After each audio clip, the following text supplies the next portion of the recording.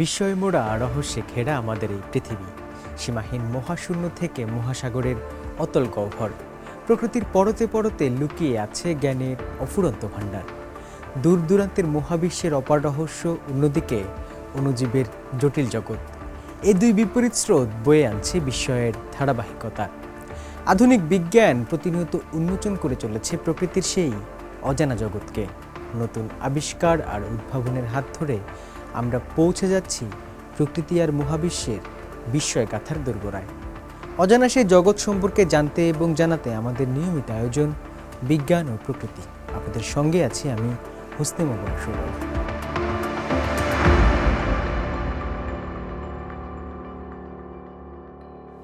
দর্শক, শুরুতে বিজ্ঞান ও প্রযুক্তি।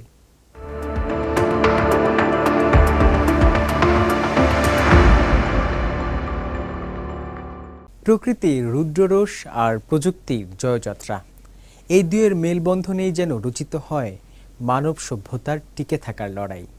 প্রতি বছর জুলাইয়ের শেষ থেকে আগস্টের শুরু পর্যন্ত চীনের দক্ষিণ পূর্ব উপকূলীয় অঞ্চল যখন প্রলয়ঙ্কারী টাইফুনের হানায় বিপর্যস্ত হয়ে পড়ে, তখন মানুষের জীবনযাত্রা ও বিদ্যুৎ সরবরাহ ব্যবস্থা পড়ে চরম ঝুঁকিতে। তবে সময়ের পরিক্রমায় এই প্রাকৃতিক চ্যালেঞ্জ মোকাবেলায় হাত গুটিয়ে বসে থাকেনি চীন, বরং কৃত্রিম বুদ্ধিমত্তা ও সর্বাধুনিক প্রযুক্তির ছোঁয়ায় তারা গড়ে তুলেছে এক অজেয় সুরক্ষা বলয়। বিস্তারিত থাকছে শুভ আনোয়ারের প্রতিবেদনে।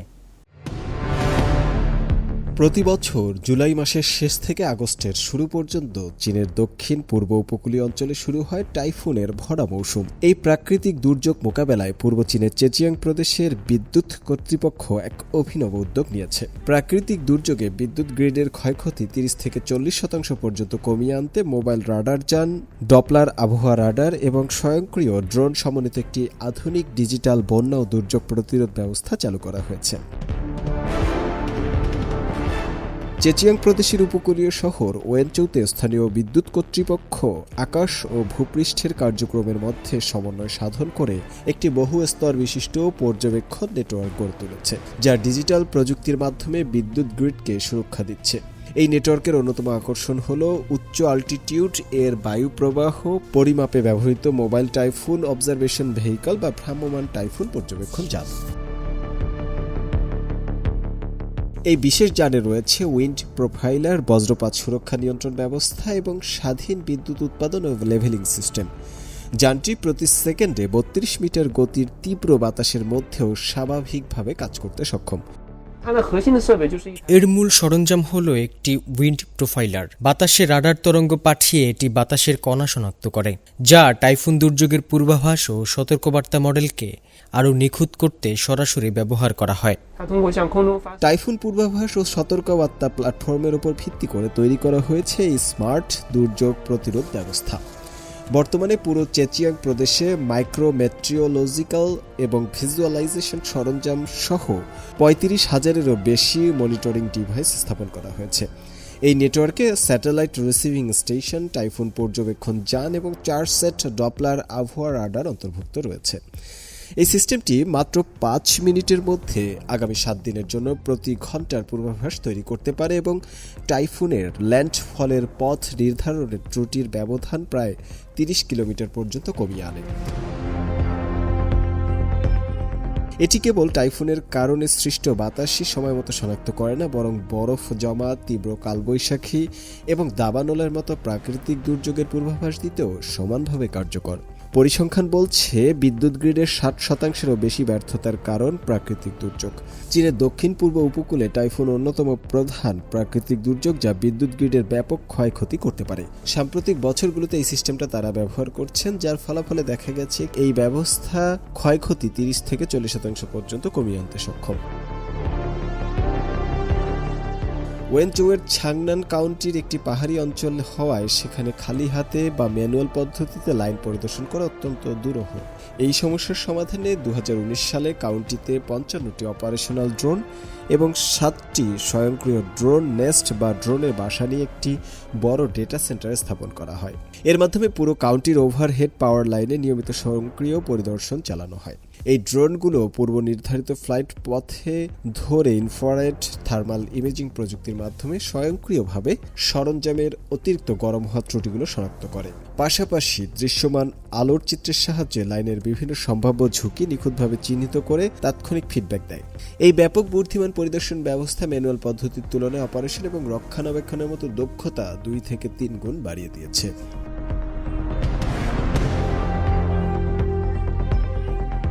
এছাড়া ড্রোনে সংযুক্ত লেজার রাডার সেন্সর ব্যবহার করে কর্মীরা 10 মিনিটেরও কম সময়ে টোপোগ্রাফিক সার্ভে বা ভূসংস্থানগত জরিপও সম্পন্ন করতে পারে। 3D মডেলিংয়ের মাধ্যমে দ্রুত ও নির্ভুল সাইটের ভূসংস্থান পুনর্গঠন করা এবং জরিপ ডেটার পর্যায়ক্রমিক তুলনার মাধ্যমে ভূমিধস, ঢালধসের মতো ভূপ্রাকৃতিক দুর্যোগের ঝুঁকিও মূল্যায়ন করা সহজ হয়েছে। শুভ আনোয়ার, সিএমজি বাংলা।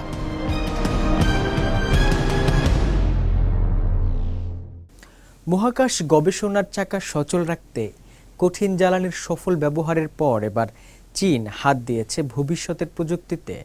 তৈরি হচ্ছে সম্পূর্ণ নতুন প্রজন্মের পুনর্ব্যবহারযোগ্য তরল জ্বালানির রকেট গ্র্যাভিটি 2। আর এই অগ্রযাত্রার মুকুটে নতুন পালক যুক্ত করে সাংহাইয়ের উপকূলীয় সমুদ্র থেকে সম্প্রতি সফলভাবে উৎক্ষেপণ করা হয়েছে গ্র্যাভিটি 1 রকেট। প্রযুক্তির হাত ধরে মানবতার এই মহাকাশ যাত্রা যেন এক অন্যরকম সাফল্যের রূপকথা লিখে চলেছে। মহাকাশ জয়ের প্রতিযোগিতায় আরও এক ধাপ এগিয়ে গেল চীন। কঠিন জ্বালানি নির্ভর গ্র্যাভিটি 1 রকেটের সফল উৎক্ষেপণের পর এবার সম্পূর্ণ নতুন প্রজন্মের পুনর্ব্যবহারযোগ্য তরল জ্বালানির রকেট গ্র্যাভিটি 2 তৈরির কাজ জোরেশোরে চালিয়ে যাচ্ছে দেশটি। সম্প্রতি চীনের পূর্ব উপকূলীয় শহর সাংহাইয়ের নিকটবর্তী সামুদ্রিক এলাকা থেকে সফলভাবে উৎক্ষেপণ করা হয়েছে গ্র্যাভিটি 1 রকেটটি। বেইজিং সময় সকাল 10:54 থাইওয়ান স্যাটেলাইট লঞ্চ সেন্টার থেকে বাণিজ্যিক এই রকেট মহাকাশের উদ্দেশ্যে যাত্রা শুরু করে। সফলে ফ্লাইট টেস্ট মিশনে নির্ধারিত কক্ষপথে স্থাপন করা হয়েছে 9টি স্যাটেলাইট। এর মাধ্যমেই সম্পূর্ণ হল গ্র্যাভিটি 1 রকেটের তৃতীয় সফল ফ্লাইট। বিশেষ এই অভিযান কেবল গ্র্যাভিটি 1-এর প্রথম উন্মুক্ত সমুদ্রাঞ্চলীয় উৎক্ষেপণই নয়, বরং ইয়াংজি নদীর বদ্বীপের পূর্ব চীন সাগরে এটি চীনের প্রথম বাণিজ্যিক সমুদ্রভিত্তিক রকেট উৎক্ষেপণ। পরপর 3টি সফল ফ্লাইটের মধ্য দিয়ে রকেটটির সামগ্রিক নির্ভরযোগ্যতা প্রমাণিত হয়েছে এবং এটি এখন পরীক্ষামূলক পর্যায় পেরিয়ে পূর্ণাঙ্গ বাণিজ্যিক কার্যক্রমের দিকে পা বাড়িয়েছে। এই সফল উৎক্ষেপণের পর পরবর্তী রকেটটি চীনের লো অরবিট ইন্টারনেট স্যাটেলাইট কনস্টেলেশন বা উপগ্রহের জালবিন্যাস স্থাপনে ব্যবহার করা হবে। এছাড়া এ বছরের তৃতীয় প্রান্তিকে এর পঞ্চম ও ষষ্ঠ উৎক্ষেপণ নির্ধারিত রয়েছে। গ্র্যাভিটি 1-এর সর্বোচ্চ পেলোড বা ভার বহন ক্ষমতা 6.5 টন। তবে কঠিন জ্বালানির নকশাগত সীমাবদ্ধতা বিবেচনায় রেখে প্রকৌশলীরা এবার তৈরি করেছেন গ্র্যাভিটি 2। এটি অপেক্ষাকৃত বড় ও পুনর্ব্যবহারযোগ্য তরল জ্বালানি রকেট, যার লো আর্থ অরবিট বা নিম্ন ভূকক্ষপথে পেলোড ক্ষমতা 21.5 টন এবং 500 কিলোমিটার সান সিঙ্ক্রোনাস অরবিটে 15 টন। চলতি বছরের চতুর্থ প্রান্তিকে এই নতুন রকেটের প্রথম পরীক্ষামূলক ফ্লাইট পরিচালনার পরিকল্পনা রয়েছে। সমুদ্রে কঠিন জ্বালানির রকেট উৎক্ষেপণের এই অভিজ্ঞতা ভবিষ্যতে তরল জ্বালানির রকেট সমুদ্র থেকে উৎক্ষেপণের পথও সুগম করেছে। তরল জ্বালানির রকেটের জন্য আমরা ড্রিলিং প্ল্যাটফর্ম বা খনন প্ল্যাটফর্ম থেকে উৎক্ষেপণের মতো বিকল্প পদ্ধতিগুলোর কথাও বিবেচনা করছি। এই সমস্ত উপায় বর্তমানে আমাদের পর্যালোচনায় রয়েছে এবং এ নিয়ে আরও গবেষণার প্রয়োজন রয়েছে। গ্র্যাভিটি 1 রকেটের পরপর 3টি সফল সমুদ্রভিত্তিক উৎক্ষেপণ মহাকাশ বিজ্ঞানে চীনের বাণিজ্যিক সক্ষমতা ও কৌশলগত অগ্রগতির এক উজ্জ্বল প্রমাণ। সমুদ্র থেকে উৎক্ষেপণের অভিজ্ঞতা ও নতুন প্রযুক্তির মেলবন্ধন আগামীতে চীনকে মহাকাশ জয়ের প্রতিযোগিতায় ও নিজস্ব স্যাটেলাইট নেটওয়ার্ক বিস্তারে অনেকখানি এগিয়ে রাখবে বলে মনে করেন প্রযুক্তি বিশেষজ্ঞরা। হোসনি মোবারক সৌরভ, সিএমজি বাংলা। দর্শক, এবার প্রাণ ও প্রকৃতি।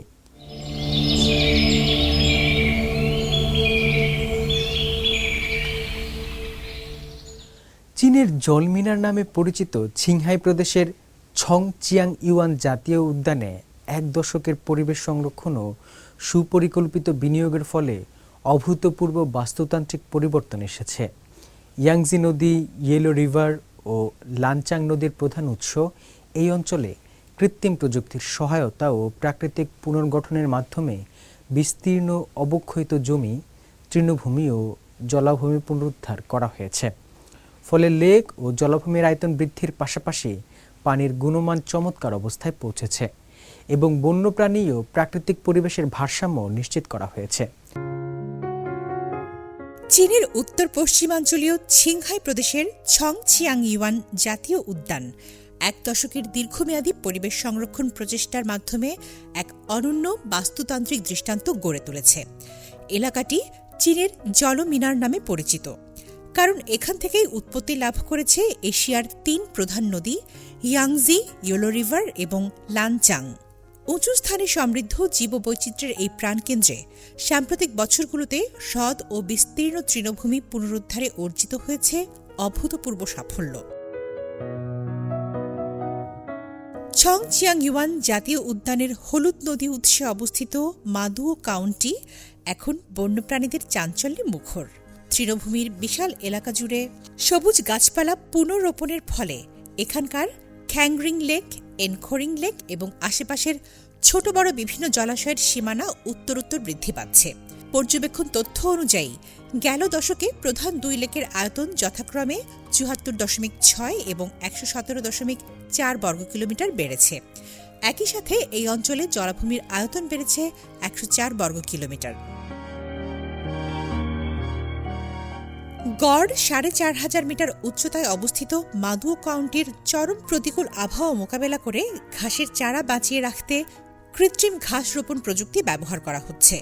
পরীক্ষামূলক জমিতে রোপণ করা চারাগুলোর উপর সবুজ রঙের বিশেষ নন ওয়েভ কাপড়ের আস্তরণ দেওয়া হয়, যা মাটির আর্দ্রতা ও প্রয়োজনীয় তাপমাত্রা বজায় রাখতে সাহায্য করে।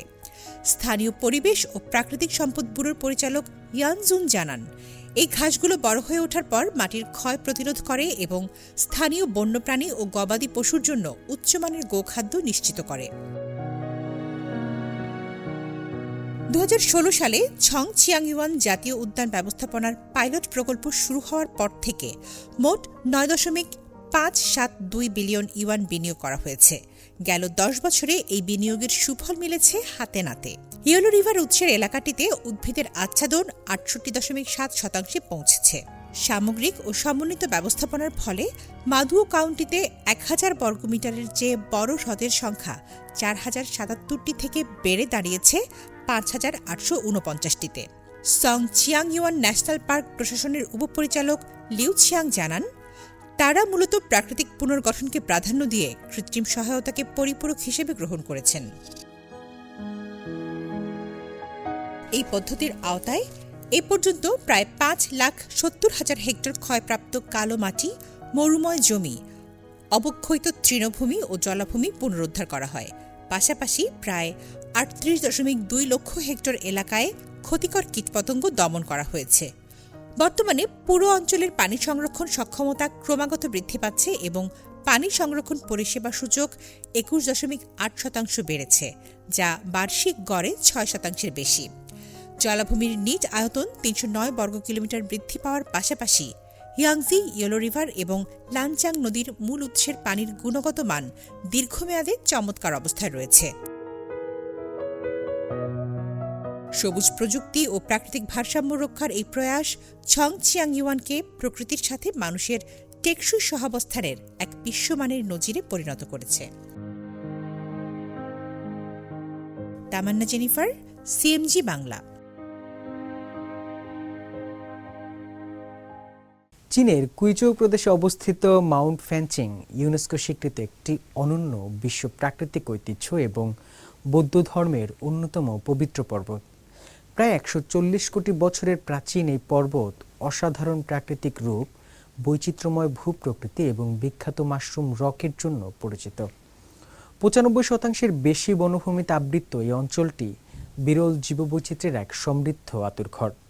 এখানে কুইচৌ, স্নাবনোস্ট বানর ও ফ্যানচিং শানফার সহ হাজার হাজার বিলুপ্তপ্রায় ও সুরক্ষিত উদ্ভিদ এবং প্রাণীর বসবাস। আধুনিক বিশ্বের কোলাহল থেকে বিচ্ছিন্ন থেকে আদিম বাস্তুতন্ত্র ও প্রাকৃতিক ভারসাম্য বজায় রাখার কারণে এটি উত্তর গোলার্ধের এক অনন্য ও গুরুত্বপূর্ণ ইকোপার্ক হিসেবে স্বীকৃত। সিজিটিএনের বিশেষ ডকুমেন্টারি সিরিজ মাউন্ট ফ্যানচিং এর প্রথম পর্ব আদিম ভূমিতে তুলে ধরা হয়েছে এর লুকিয়ে থাকা প্রতিচ্ছবি।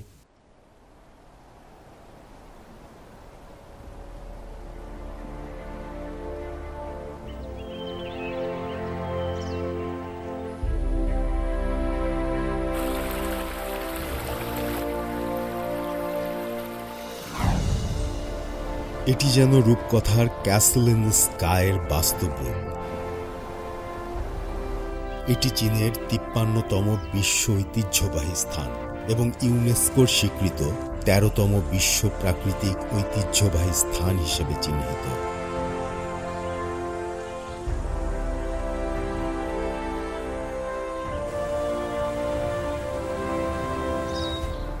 এটি মাউন্ট ফ্যানচিং, চীনে বৌদ্ধ ধর্মের ৫টি পবিত্র পর্বতের একটি, এক নির্জন রাজ্য, আদিম প্রশান্তির এক ভূমি। উলিং পর্বতমালা হুবেই, হুনান এবং কুইচৌ প্রদেশ এবং চংছিং পৌরসভার সীমানা জুড়ে বিস্তৃত। মাউন্ট ফ্যানচিং হল উলিং পর্বতমালার প্রধান শৃঙ্গ। এটি কুইচৌ প্রদেশের থংরেন সিটিতে অবস্থিত।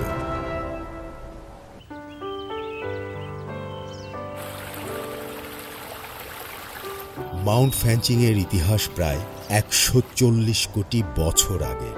এটি কর্কট ক্রান্তি রেখার কাছাকাছি অবস্থিত সবচেয়ে প্রাচীন পর্বত। মাশরুম রক হল মাউন্ট ফ্যানচিং এর একটি প্রতীক। এর স্বতন্ত্র আকৃতির কারণে যথাযথ নামকরণ হয়েছে। পাথরটি প্রায় ১০ মিটার উঁচু। এটি এমন দেখতে যেন কল্পকথার জাদুকরী রূপের কোনো ভাস্কর্য, হাজার বছর ধরে ঝড় ঝঞ্ঝা আর বাতাসের সঙ্গে লড়াই করে টিকে আছে। লক্ষ লক্ষ বছর পর এই পর্বতের প্রতিটি পাথর পৃথিবীর পরিবর্তনের চিহ্ন ধারণ করেছে। প্রতিটি খাড়া গিরিখাত এই গ্রহের দীর্ঘদিনের হারিয়ে যাওয়া স্মৃতিকে বহন করে চলেছে। বহুবার সংঘটিত পর্বত গঠন প্রক্রিয়ার ফলে এর ২০০০ মিটার উঁচু শৃঙ্গ ও ৪০,০০০ বর্গ কিলোমিটারেরও বেশি এলাকা জুড়ে বিস্তৃত এক রাজসিক অবয়ব তৈরি হয়েছে। বিভিন্ন যুগে বিভিন্ন প্রজাতির প্রাণীদের আশ্রয়স্থল হয়ে আছে এই অঞ্চল। মাউন্ট ফ্যানচিং এর বনভূমির পরিমাণ ৯৫% ছাড়িয়ে গেছে। এটিকে জীববৈচিত্র্যের মরুদ্যান, প্রাণী ও উদ্ভিদের জিন ভাণ্ডার এবং সমগ্র মানবজাতির এক অনন্য ঐতিহ্য হিসেবে গণ্য করা হয়। প্রকৃতি সংরক্ষণের আন্তর্জাতিক সংস্থা IUCN এর মতে মাউন্ট ফ্যানচিং তার অসাধারণ জীববৈচিত্র্যের মাধ্যমে মধ্য উপক্রান্তীয় অঞ্চলের বিচ্ছিন্ন পাহাড়ি বাস্তুতন্ত্রকে সুনিপুণভাবে সংরক্ষণ ও উপস্থাপন করে। মাউন্ট ফ্যানচিংকে একই অক্ষাংশে অবস্থিত জীবনের একমাত্র দ্বীপ হিসেবে স্বীকৃতি দেওয়া হয়েছে।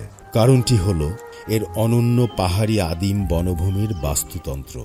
কোলাহলপূর্ণ পৃথিবী থেকে বিচ্ছিন্ন থাকায় এটি বিপুল পরিমাণ প্রাচীন, বিপন্ন এবং স্থানীয় প্রজাতিকে টিকিয়ে রেখেছে।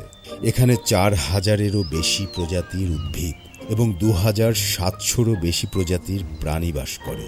এর মধ্যে ৩১টি উদ্ভিদ প্রজাতি এবং ৩৫টি প্রাণী প্রজাতি চীনের রাষ্ট্রীয় সুরক্ষাধীন রয়েছে।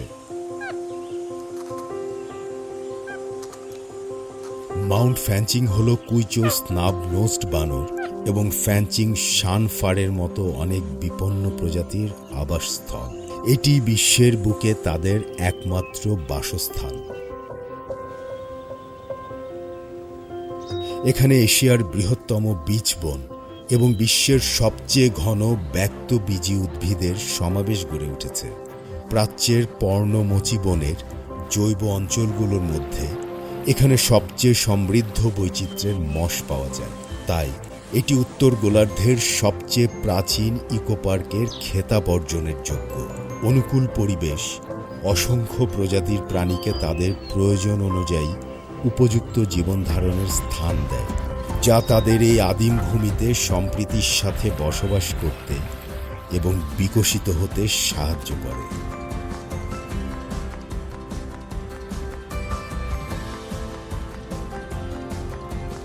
দর্শক সামনে অপেক্ষা করছে আরও বহু বিষয়, আরও না বলা কথা। আজকের মতো এটুকুই। আবারও ফিরে আসব আগামী সপ্তাহে প্রাণ, প্রকৃতি আর বিজ্ঞানের নতুন আলো নিয়ে।